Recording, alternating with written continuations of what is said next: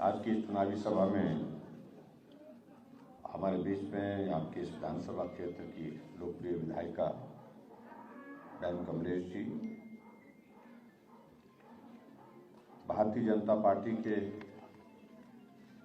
यहाँ से इस विधानसभा क्षेत्र के हमारे प्रत्याशी पूर्व में विधायक रहे और आने वाले समय में फिर से विधायक बन करके शिमला की विधानसभा में पहुंचने वाले ऐसे हमारे डॉक्टर अनिल धीमान जी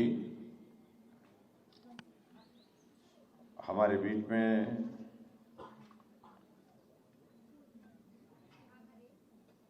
पार्टी के हमारे साथी जो महामंत्री हैं श्री अशोक जी, पूर्व में हमारे मंडल के अध्यक्ष रहे श्री दिनेश ठाकुर जी, जहाँ हमारे काम के लिए मदद के लिए बहुत दूर से आए आदरणीय श्री नरेंद्र राणा जी, मीडिया के हमारे साथी श्री पुरुषोत्तम जी, पार्टी के हमारे साथी मदन कौशल जी, श्री देवराज जी, श्री संदीप चौहान जी, और जिनका आपने भी गीत सुना जो हमारे पुराने समय से बहुत परिचित हैं, कैप्टन प्रीतम जी, और यहाँ उपस्थित सभी भाइयों बहनों, नौजवान साथी और पत्रकार मित्रों।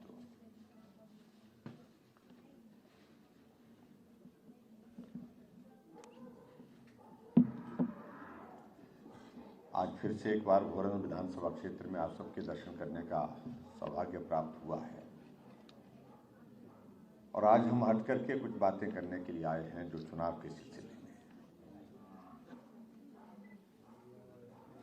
और मुझे बहुत अच्छा लग रहा है कि एकदम ये कार्यक्रम आपने बिल्कुल गांव में रखा है, जहां हमारी गाय माता भी हमारा पूरा समर्थन कर रही है पीछे से पूरा, और गांव में रह करके ये सारी चीज़ें सुनने को मिले, देखने को मिले तो सही मायने में दिल लगता है, मन लगता है, और ऐसा एक अनुभव होता कि हम हिमाचल से देवभूमि में रहते हैं।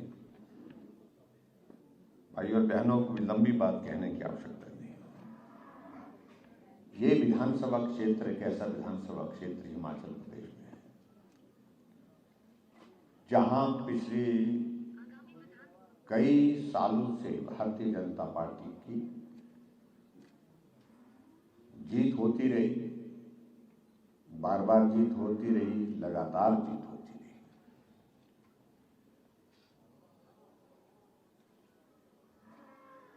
उन्नीस सौ 1990 के पश्चात अगर आज तक का हम सफर को और गिने तो सालों के हिसाब से ये 32 वर्ष का सफर पूरा हो गया। अगर हम इसको विधानसभा की जो हमारी 5 साल की जो टर्म होती है उसमें से सारी चीज़ों को मिला करके देखें, जैसे यहाँ पर अनिल धीमान जी ने कहा और बहन कमलेश जी ने भी कहा कि 9 बार इस विधानसभा क्षेत्र से विधायक, 9वीं बार, 8 बार हो चुकी है, 9वीं बार अब की बार। तो ये हिमाचल प्रदेश में बहुत ऐसे विधानसभा क्षेत्र बहुत कम देखने को मिले जहां इतने लंबे समय से एक पार्टी का नेतृत्व रहा। और इससे एक साफ बात जो हमारे ध्यान में आती है कि चाहे हालात कैसे भी हो, परिस्थितियां कैसे भी हो, लेकिन यहां भारतीय जनता पार्टी दिल दिमाग में रची बसी है। भारतीय जनता पार्टी यहां पर बहुत मजबूत है। और आज मैं जब यहाँ बोटा में जब उतरा तो मैंने पूछा कि कहाँ जाना है कार्यक्रम के लिए। उन्होंने कहा कि इस तरफ जाना है। और जब रास्ता इस तरफ का उन्होंने पकड़ा तो मुझे याद आया उस दौरान जब उपचुनाव हो रहा था, तो ये तो हम सब गांव घूमे हैं, यहाँ पर एक एक गांव में घूमे हैं, घर घर में गए, गांव गांव में गए। और मेरी ड्यूटी भी इस वक्त 4 जोन है आपके, तो ये पट्टा वाला जोन मेरे पास था। और इस जोन में बहुत बड़ी बढ़त यहाँ से मिली थी। शासन कांग्रेस का था, लेकिन उसके बावजूद यहाँ इस विधानसभा क्षेत्र में सबसे बहुत बड़ी जीत हुई थी। और पट्टा इस जोन के लोगों ने बहुत बड़ा समर्थन दिया था। तो बहुत सारी बातें याद मैं उस वक्त भी ताज़ा हूँ। यहाँ कैप्टन प्रीतम जी ने गीत गाया। इनके गीत हम उस वक्त भी, जो हमारे कार्यक्रम होते थे, सभाएं होती थी, छोटी नुक्कड़ सभाएं होती थी, वहाँ हम सुनते थे। बहुत जोरदार ढंग से पार्टी की बात गीत के शब्दों में पिरो करके कहते थे।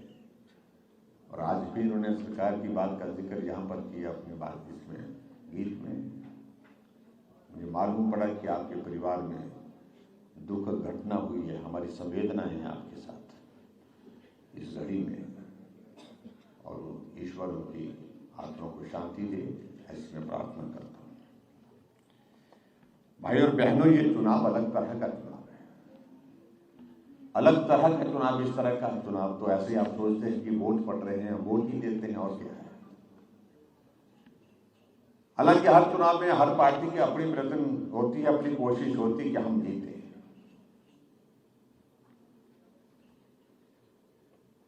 हम कहते हैं कि हम जीतेंगे, कांग्रेस वाले बोलते हैं कि हम जीतेंगे। दोनों तरफ से अपनी अपनी पार्टी की बात होती है। लेकिन अब के चुनाव में हमने इस बात को देखा है कि हम तो बात कह ही रहे हैं, लेकिन हिमाचल प्रदेश में जहां भी जा रहे हैं, हमसे ज्यादा लोग बात कह रहे हैं कि नरेंद्र मोदी जी को मजबूत करने के लिए भारतीय जनता पार्टी को जिताना है। डबल इंजन की सरकार बनाने के लिए भारतीय जनता पार्टी को जिताना है। हमारे कांग्रेस के मित्र कई तरह के प्रश्न करने की कोशिश कर रहे हैं, लेकिन लोग सुन रहे हैं, लेकिन मान नहीं रहे। सुनना एक बात होती है, वो तो आप जबरदस्ती भी सुना सकते हैं, लेकिन बात को सुनने के बाद मानना अलग बात होती है। मान इसलिए नहीं रहे क्योंकि उनका भरोसा टूट गया है। देश का, प्रदेश का, समाज का, हर जगह का। इसलिए वो अलग तरह की परिस्थिति में उस वक्त गुजर रही है। अगर हम इस बात का जिक्र करें, मैं आज भी जिक्र कर रहा था कि कांग्रेस वालों की शायद जिंदगी में शायद इतना खराब वक्त कभी नहीं आया जो वक्त आजकल गुजर रहा है। आप अंदाजा लगाइए इनकी स्थिति क्या बनी, हालात क्या बने। इनके एक नेता पूरे देश भर में यात्रा करने के लिए निकले हैं।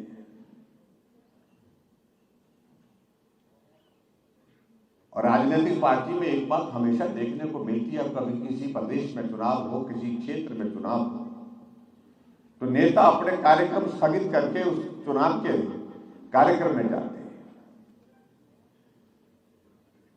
लेकिन इनके एक नेता पद यात्रा पर निकले हैं, भारत जोड़ो यात्रा। और ये मालूम नहीं वो निकले हैं, ये निकाला गया है। ये तो कांग्रेस के लोग जाने। लेकिन बड़ी दिलचस्प बात है कि भारत तो एक है, वो क्या जोड़ना चाह रहे हैं। भारत जुड़ा हुआ है। अगर इस बात का जिक्र अगर जब धारा 370 समाप्त नहीं हुई थी उस वक्त कहा होता, भारत जोड़ो अभियान की बात कही होती, यात्रा का जिक्र किया होता, तो समझ में आता। आज धारा 370 भी समाप्त हो गई। कश्मीर से कन्याकुमारी तक भारत एक तिरंगे झंडे के नीचे है। आज भारत एक मजबूत भारत, आत्मनिर्भर भारत, शक्तिशाली भारत नरेंद्र मोदी जी के नेतृत्व में आगे बढ़ रहा है। लेकिन बड़ी दिलचस्प बात है, हमने कांग्रेस के मित्रों को पूछा कि बहन आपके नेता वोट मांगने के लिए नहीं आए। नहीं बोलते जी उनकी यात्रा चली हुई है। मैंने कहा उनकी तो यात्रा भारत जोड़ो यात्रा चली है, लेकिन आपकी पार्टी के लोग तो कांग्रेस छोड़ो यात्रा पर निकल गए। सब छोड़ रहे हैं कांग्रेस पार्टी। और यहां आप देखते होंगे हिमाचल में आपने देखा होगा कि कांग्रेस की अध्यक्षा को ताकत देने के लिए, बल देने के लिए 4 कार्यकारी अध्यक्ष बनाए गए और कहा गया ये 4 स्तंभ अध्यक्ष को मजबूत करेंगे, अध्यक्षा को ताकत देंगे। और 4 जो कार्यकारी अध्यक्ष में से 2 लुढ़क करके हमारी पार्टी में आ गए, 2 हमारी पार्टी में शामिल हो गए, 2 रह गए। अब मालूम नहीं है वह रक्षा कितनी मजबूत है, मुझे जानकारी नहीं, लेकिन 4 में से जब 2 सितम टूट जाते हैं, 2 जो आधार छूट जाते हैं, तो मान लेना चाहिए कि वो भवन फिर सुरक्षित नहीं है। यही हालत कांग्रेस पार्टी की आ गई है। और आपने इस बात को भी देखा होगा, जब कांग्रेस के उन नेताओं से पूछ रहे हैं कि आप क्यों छोड़ के जा रहे हैं कांग्रेस पार्टी, उनका यही कहना है कि कांग्रेस पार्टी अब रहने लायक रही है। इसलिए नहीं रही कि ना नेतृत्व रह गया, ना नीति रह गई, ना ये देश के लिए अच्छा कर सकती है, ना समाज के लिए अच्छा कर सकती है, ना प्रदेश के लिए अच्छा कर सकती है। इसलिए इस पार्टी का कोई भविष्य नहीं है। और ये बात भी सत्य है कि अगर पूरे देश भर में नजर मारे तो कांग्रेस का भविष्य के सामने एक बहुत बड़ा प्रश्न खड़ा हो गया है। उत्तर प्रदेश में अभी चुनाव हुए, 400 के लगभग जहां सीटें हैं, 367 सीटों पर कांग्रेस पार्टी को वर्षों तक सत्ता मिली, 367 सीटों पर जमानत जब्त हुई है। लेकिन फिर भी उसके बावजूद इनकी हिम्मत देखिए कि यहां शोर डाले हुए हैं, हमारे और हम तो उनको यही कह रहे थे कि भाई यही शोर तो हम उस वक्त भी सुन रहे थे जब वो यहां चुनाव 5 प्रदेशों का हो रहा था। आप ये भी उस वक्त कह रहे थे यहां कि हम आ रहे हैं, पंजाब में आ रहे हैं, उत्तराखंड में आ रहे हैं, क्योंकि दोनों प्रदेश हमारे पड़ोसी प्रदेश हैं। उछल उछल करके कहते थे चन्नी साहब आ रहे, चन्नी साहब आ रहे। परिणाम निकला चन्नी साहब दोनों जगह से चले गए। परिणाम निकला उत्तराखंड में भाजपा की सरकार थी, फिर भाजपा की सरकार बन गई।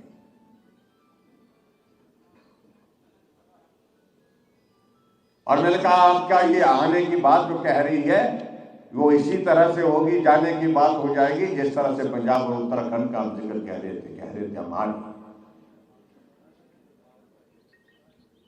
कोई वजह भी तो बढ़नी चाहिए। कांग्रेस को वोट दे तो किस बात के लिए दे? इसलिए वोट दे कि फिर से वो भ्रष्टाचार का वो उनका जो सिलसिला जिस प्रकार से उसमें भी प्रतिस्पर्धा होती थी। अब याद करिए कांग्रेस का शासन में 1,86,000 करोड़ रुपए का घोटाला, 1,76,000 करोड़ रुपए का घोटाला, उसमें भी प्रतिस्पर्धा होती थी, उसमें भी मुकाबला होता था। आज हमारे देश के यशस्वी प्रधानमंत्री नरेंद्र मोदी जी का नेतृत्व चल रहा है देश में। 8 साल का कार्यकाल पूरा हो गया, लेकिन कोई उंगली उठा करके नहीं कह सकता है कि कहीं घोटाला हुआ हो, कहीं कोई आवाज इस प्रकार की सुनी। हिमाचल प्रदेश में हमारा 5 साल का कार्यकाल पूरा हुआ, लेकिन कोई उंगली उठा करके नहीं कह सकता है।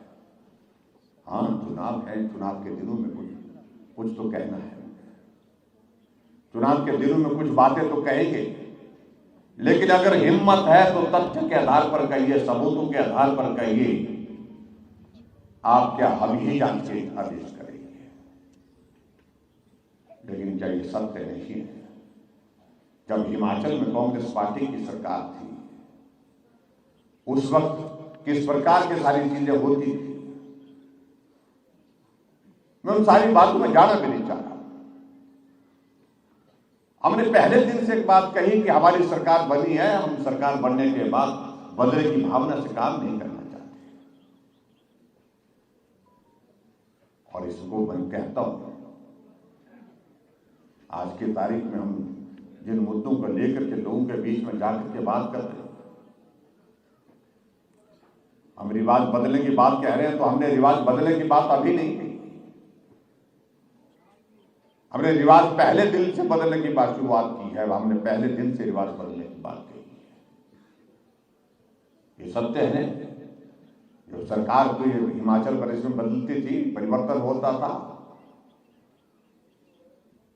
तो रिवाज ऐसा होता था, पूर्व सरकार के कुछ नियम कार्यक्रमों को रद्द करते थे, योजनाओं को रद्द करते थे, जांच के आदेश होते थे। हमने कहा ये देवभूमि हिमाचल है, ये हिमाचल की संस्कृति नहीं है और हिमाचल की संस्कृति के अनुरूप ये हिमाचल चलना चाहिए, बहुत आवश्यक है। इसलिए हमने कहा ये बदले की भावना से चलने वाला काम, हमको ये रिवाज बन चुका है, इस रिवाज को बंद करना चाहिए। 5 वर्ष का कार्यकाल पूरा हुआ, अब देखिए कि हमने अगर रिवाज बंद करने की बात कही है बदले की भावना से, तो हमने आज तक उस पर हम कायम हैं।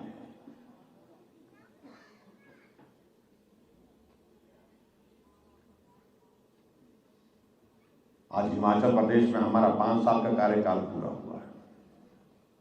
अगर इस विधानसभा क्षेत्र की अगर मैं बात कहूं,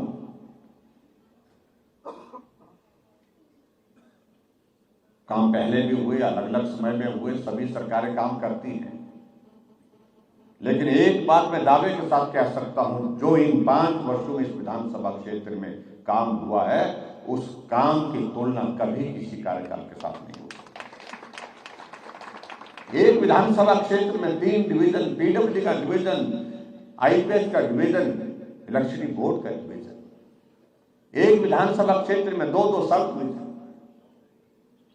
हॉस्पिटल की अपग्रेडेशन, हॉस्पिटल के भवन के लिए पैसा, सड़कों के निर्माण के लिए पैसा, सड़कों को पक्का करने के लिए पैसा, पेयजल योजना के लिए। मैं इस विधानसभा क्षेत्र के अंतर्गत मैं कह सकता हूं, मेरे पास आंकड़ा इस वक्त उपलब्ध नहीं है, लेकिन मैं दावे के साथ कह सकता हूं, जो काम हुआ है आने वाले कई दशकों के लिए आपकी इस क्षेत्र की पानी की समस्या हमेशा हमेशा के लिए समाप्त होगी। और ये हमारा दायित्व भी था, हमारा काम भी था, हम इस बात के लिए बने थे। जो कांग्रेस के लोग कहते हैं कि कुछ नहीं किया, प्रचार करने की कोशिश करते हैं और झूठ इतना बोलते हैं जिसकी कोई सीमा नहीं है। और मैं इस बात को मैं जरूर कहना चाहता हूं, हमने कहा कभी तो भगवान से डरो, तुम्हारी पार्टी का अगर ये हश्र हुआ है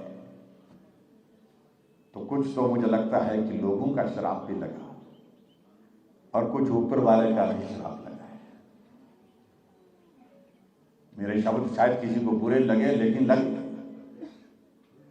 दिन के उजाले में सत्य तो बोलो, जो आंखों के सामने दिख रहा है उसका तो जिक्र करो। हमने कांग्रेस के मित्रों को कहा, मैंने कहा पूरे प्रदेश में और पूरे देश में कांग्रेस का भी कोई आदमी ऐसा नहीं है जो हमारी केंद्र और प्रदेश सरकार की योजना का लाभार्थी नहीं है। बहुत पीड़ा हुई उनको, कहने लगे कैसे जी, हमको क्या मिला, हमको कुछ नहीं मिला। मैंने कहा भगवान को साक्षी मान करके स्वीकार करो, तुम भी लाभार्थी हो। वो तो हम कैसे हैं लाभार्थी? मैंने कहा तुमको भी प्रदेश और केंद्र सरकार का लाभ मिला है।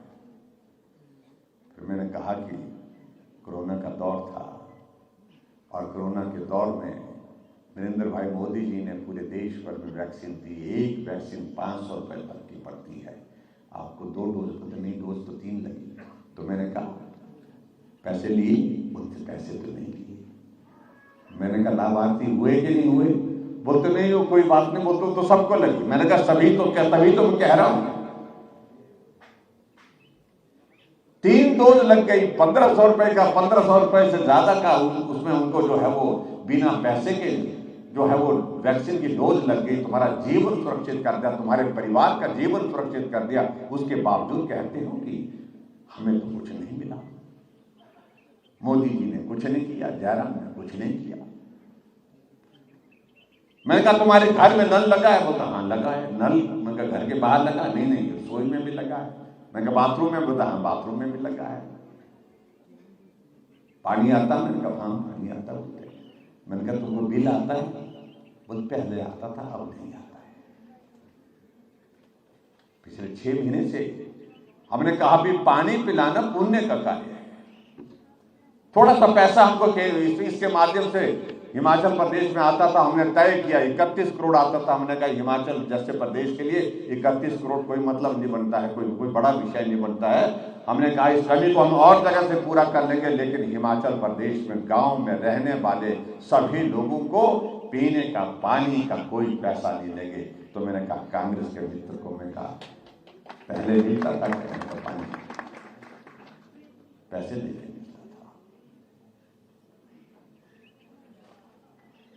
हमने कहा तुम्हारे घर में महिलाएं हैं, बोलते कि हाँ जी महिला तो है।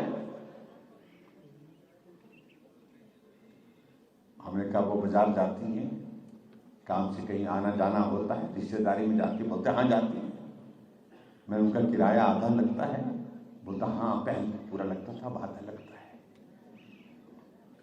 हमने कहा लगता है ना आधा लगता है, बोलता हाँ। तो आप लाभार्थी हुए कि नहीं हुए? बेचारे का चेहरा उतर गया। ये सुन करके ये सुनाना पड़ेगा भाई, क्योंकि बेशर्मी की कोई आज के इस दुनिया में कोई कमी नहीं है। जो लोग दिन दिहाड़े झूठ बोलते हैं, हमने कहा आगे सुनो मेरी बात। फिर वो उठे जाने लगे परेशान होकर के। हमने कहा जाओ मत, तो पूरी सुन लो। मैंने कहा बिजली लगी आपके घर में, लट्टू जलता है? बोलता हाँ जलता है, लट्टू में लगा है। मैंने कहा किराया पहले कितने आता था? बोलता आता था 500-400 रुपये, 450-500 रुपये आता था, कभी 600 रुपये भी आता था। मैंने कहा कितना आता है? बोलता कोई नहीं आता है। मैंने कहा लाभ हुआ कि नहीं हुआ, लाभार्थी हुए कि नहीं? बोलते हुए तो हुए। बोलता आपने तो हमारे घर में भी झगड़ा डाल दिया। हमने कहा झगड़ा क्या डाला? बोलते बीवी बोलती है कि मेरा किराया आने जाने का आधा हो गया, मैं तो भाजपा को वोट दूंगी। और मैं बोलता कि चुप रहे भाई, मैं बाहर कांग्रेस के लोगों को क्या मुंह दिखाऊंगा? मैं तो बड़ा नेता, कांग्रेस का झंडा लगा करके चला हूं गाड़ी में, कांग्रेस का झंडा घर में लगाए हुआ, लेकिन घर में ये स्थिति बन गई। ये हकीकत है, ये सच्चाई है। इसको उनको स्वीकार करना पड़ेगा।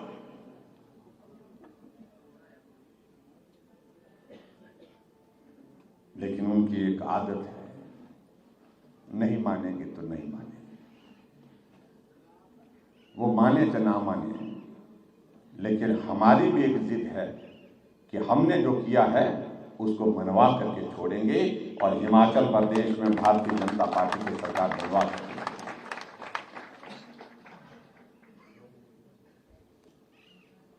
यहाँ कहा जा रहा था कि बुजुर्गों को पेंशन का जिक्र, हमारी कैबिनेट में पहले दिन हमने निर्णय किया सरकार बनने के बाद।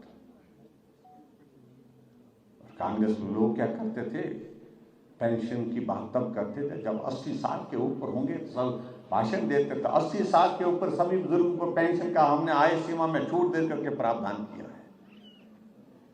वो इसलिए कि उनको पता होता था कि 80 साल के बाद तो आदमी निपट जाएगा, थोड़े बहुत रहेंगे उनका सोचेंगे, बाकी तो निकल जाएंगे, इसलिए बोलने से कोई फर्क नहीं पड़ता है। ये हमारी सरकार है। हमने बुजुर्गों के लिए, जिन बुजुर्गों की वजह से हमने दुनिया को समझा है, सीखा है, देखा है, हमने उनका सम्मान किया। हमने 60 साल के ऊपर सभी बुजुर्गों को पेंशन का प्रावधान किया। वो 4 लाख लोगों को पेंशन दे रहे थे, हम 7.5 लाख लोगों को पेंशन दे रहे हैं। वो 400 करोड़ रुपए खर्च कर रहे थे पेंशन पर, हम 1300 करोड़ रुपए खर्च कर रहे हैं। गरीब आदमी के घर में गैस का चूल्हा होना चाहिए, ये बड़े लोग नहीं सोच पाए, हम सब लोगों ने सोचा। मैं इनके बड़े लोगों की बातों का जिक्र करता हूं। एक दिन मैंने भाषण दिया, हमने कहा कि भाई इस बार रिवाज बदलेंगे। तो हमारे कांग्रेस के मित्रों को बहुत परेशानी हो गई। एक नेता अभी बन रहा है नेता,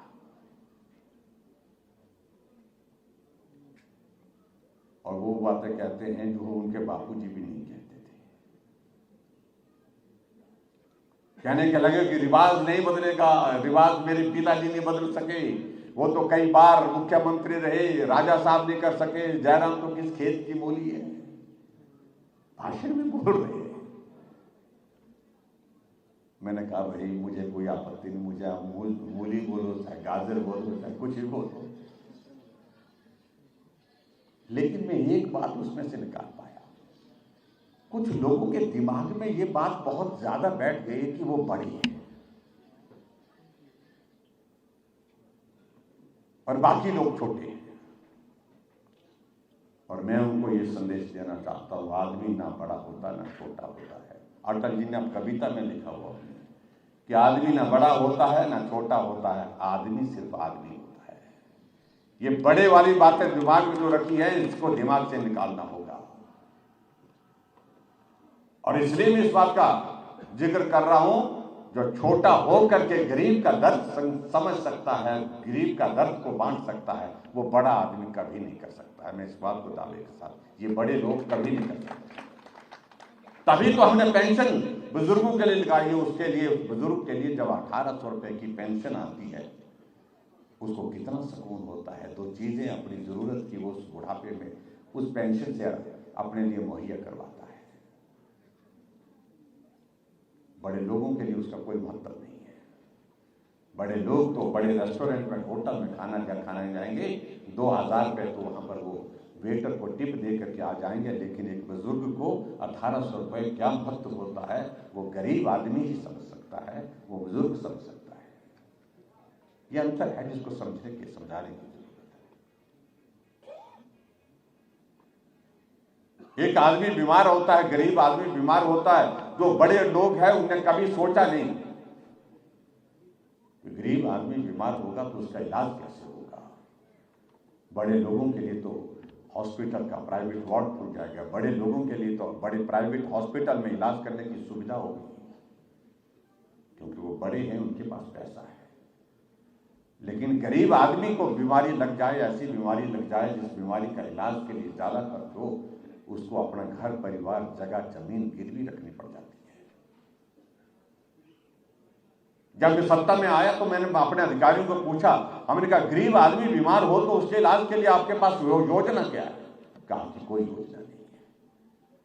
हमने कहा कोई योजना बनानी हो तो क्या करना चाहिए? कि साहब बहुत मुश्किल है, बहुत पैसा लगेगा। हमने एक बात कही कि जिंदगी से कीमती कोई चीज नहीं है दुनिया में। जिंदगी चाहे गरीब की हो, चाहे किसी और की हो, उसकी जिंदगी को बचाने के लिए हमको काम करना चाहिए। हमने योजना शुरू की, प्रधानमंत्री नरेंद्र मोदी जी ने आयुष्मान भारत पूरे देश के लिए, और हमने हिम केयर पूरे प्रदेश के लिए, हिमाचल प्रदेश के लिए। बड़ा होना अपनी जगह होगा, लेकिन गरीब आदमी के लिए क्या सोचा उसने? आज वो गरीब आदमी अगर बीमार होता है तो जेब में पैसे नहीं भी है तो जेब में हिम केयर का कार्ड लेकर के जाता है। उसे मालूम है मेरा इलाज इससे हॉस्पिटल में बिना पैसे के होगा। 3.5 लाख लोगों को हिमाचल जैसे छोटे प्रदेश में जिनका इलाज हमने मुफ्त में किया है। तो बड़े लोग नहीं कर पाए, वो हम छोटे लोगों ने किया है। हर बहन हमारा इस बात को देख करके देखती थी, मेरे पड़ोस में गैस आ गई, इस तरफ भी गैस आ गई, गांव में सबके घर में गैस आ गई, मैं गरीब हूं, मैं गैस नहीं ला सकती। सोचती तो वो भी थी कि गैस मेरे घर में भी लगनी चाहिए, लेकिन मेरे पास पैसे नहीं, मैं कैसे गैस लाऊं? हमने तय किया, गरीब हुआ तो क्या हुआ, हमने कहा कोई घर पूरे प्रदेश में नहीं छोड़ेंगे जहां गैस का चूल्हा नहीं पहुंचाएंगे। हर घर में गैस का चूल्हा हमने पहुंचाया। जिस गांव को गरीब, जिस आदमी को जरूरत थी गैस की, लेकिन गरीबी के कारण गैस नहीं खरीद सकते थे, आज हमने उनके घर में गैस पहुंचाई। और इस बात को बड़े आदमी नहीं सोच पाए, ये भी छोटे लोगों ने ही सोचा, छोटे लोगों ने इस काम को किया। गरीब बेटी की शादी हो गई, बीपीएल परिवार की बेटी की शादी, आशीर्वाद तो सभी माँ बाप देते हैं, लेकिन उसके बाद बेटी के हाथ में कुछ देने का मन करता है, क्योंकि माँ बाप की अपनी भावनाएं होती हैं। ऐसे में माँ बाप सोचते हैं कि क्या करें। तो हमने कहा आप चिंता मत करिए, उस बेटी का जिम्मा हमने लिया। जो बीपीएल परिवार की बेटी होगी, जिस दिन उस बेटी की शादी होगी, 31,000 रुपये हम सरकार की ओर से उसको शगुन देते थे, उसको मदद करें। बड़े लोग नहीं कर पाए इन बातों को, लेकिन छोटे लोगों ने इस काम को किया।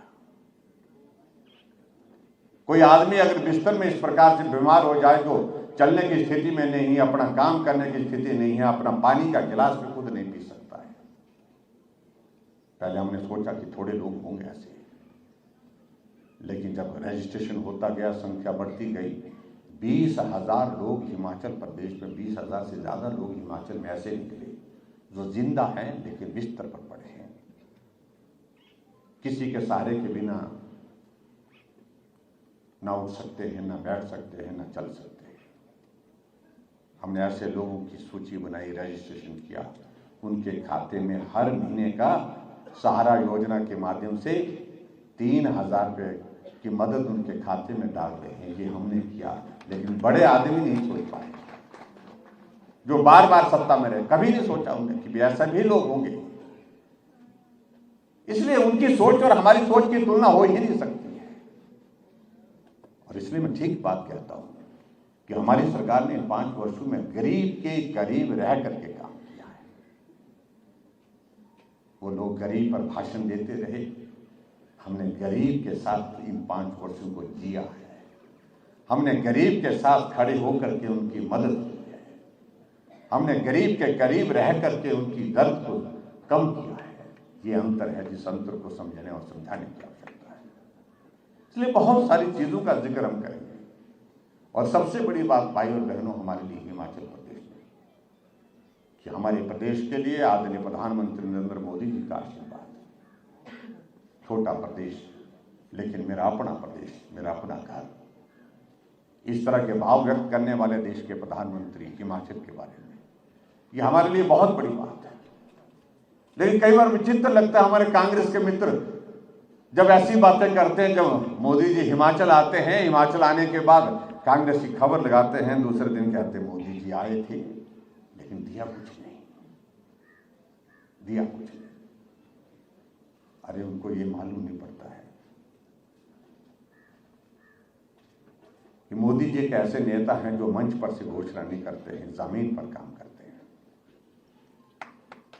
अगर मोदी जी बिलासपुर आए तो एम्स का उद्घाटन करके यहां से गए, जिस एम्स का शिलान्यास मोदी जी ने किया था उसका उद्घाटन करके यहां से गए, जो 1400 करोड़ रुपए की लागत से बन करके तैयार हुआ। ये हमारे कांग्रेस के मित्रों को दिखता नहीं है। पूछते हैं कि मोदी जी आए तो दिया कुछ नहीं, क्योंकि उनको आदत पड़ी है। वो भी सच्चे हैं, कई बार मैं देखता हूं वो भी सच्चे हैं। सच्चे इसलिए है कि उनको दिया तब लगता है जब तक उनकी जेब में नहीं गया, तब तक के लिए लगता है कुछ दिया ही नहीं। भाई जेब में तो नहीं देंगे मोदी जी, वो तो दौर खत्म हो गया। कांग्रेस का दौर समाप्त हो गया पूरे देश भर में, जब बहुत सारी योजनाएं ऐसी होती थी जमीन पर होती नहीं थी, कांग्रेस की जेब में चल जाती, कांग्रेस के नेताओं की जेब में चले जाती थी।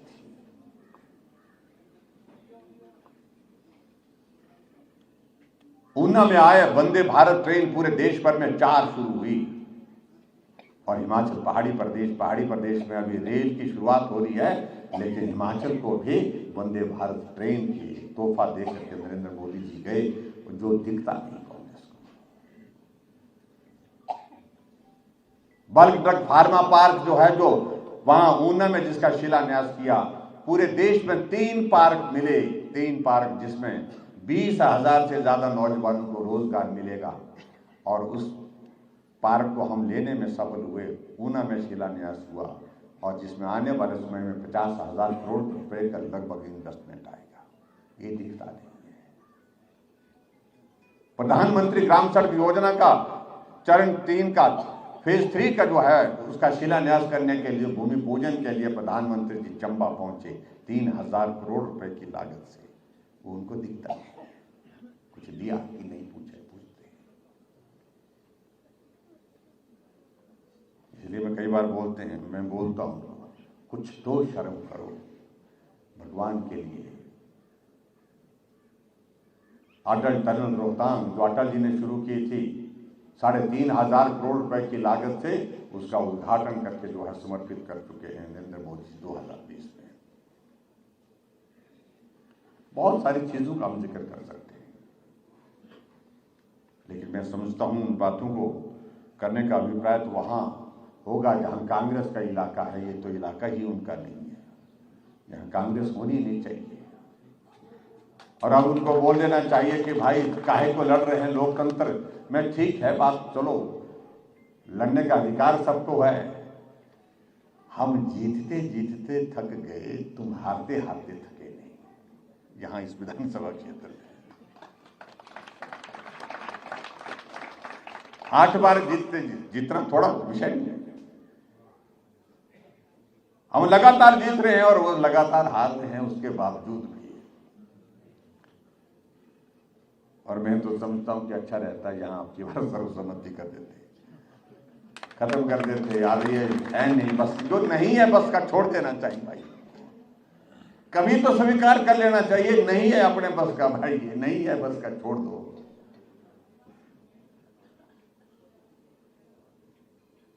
कांग्रेस के नेताओं की हालत ये है। अब क्यों छोड़ रहे हैं कांग्रेस के लोग? उनके नेताओं से पूछा गया कि भाई क्यों छोड़ रहे हैं, बोलते हैं कि इस पार्टी में बचा कुछ नहीं है। नेताओं की हालत ऐसे देखिए, महंगाई पर दिल्ली में रैली की और इनके नेता राहुल गांधी जी भाषण देने के लिए खड़े हुए और भाषण दे करके खूब जोश में कहने लगे कि महंगाई कहाँ पहुंच गई, आटा 40 रुपए लीटर हो गया। आप अंदाजा लगाइए, जिस पार्टी के नेता को यही मालूम नहीं, एक गांव का आदमी होता तो भी समझ, राष्ट्रीय प्रधानमंत्री बनने की सोचते हैं, वो आटे को किलो के हिसाब नहीं लीटर के हिसाब से बेच रहे हैं। इससे बड़ा मजाक क्या हो सकता है? इसलिए मैं छोड़ना चाहता। कई बार सचमुच में दया आ रही है और इस क्षेत्र में आकर के तो बिल्कुल ही दया आ रही है। मैं आपके बीच में सिर्फ इतना ही कहना चाहता हूँ, हम जीते, सरकार बनाई, एक बार नहीं अनेक बार आदरणीय दीवान जी के साथ, ईश्वरदास दीवान जी के साथ मुझे भी 1998 के बाद काम करने का अवसर प्राप्त हुआ। गुरु जी कहते थे उनको, बहुत सारी यादें उनके साथ जुड़ी हुई हैं। और इस विधानसभा क्षेत्र में बहुत लंबे समय तक उन्होंने काम किया। जो मूलभूत सुविधाएं थी उनको पहुंचाने का काम किया। डॉक्टर अनिल दीवान जी भी उनकी दुखद मृत्यु के बाद इस दायित्व पर रहे, विधायक के नाते थोड़ा वक्त मिला, उन्होंने काम को आगे बढ़ाया। और बहन कमलेश जी ने इन 5 वर्षों में हर बात को लेकर के झगड़ा करने के लिए, ये रह गया, वो रह गया, इधर रह गया, उधर रह गया, ये काम रह गया, वो काम रह गया, और ऐसे कहते कहते पता नहीं कितने काम हमसे करवाए। नमस्कार, मैं हूं मानक गुप्ता। अगर आपको हमारा ये वीडियो पसंद आया हो तो इसे लाइक और शेयर जरूर करें, और हां, हमें सब्सक्राइब और फॉलो करना ना भूलें ताकि आप देश और दुनिया की कोई खबर मिस ना करें। तो जुड़े रहिए हमारे साथ और देखते रहिए न्यूज़ 24।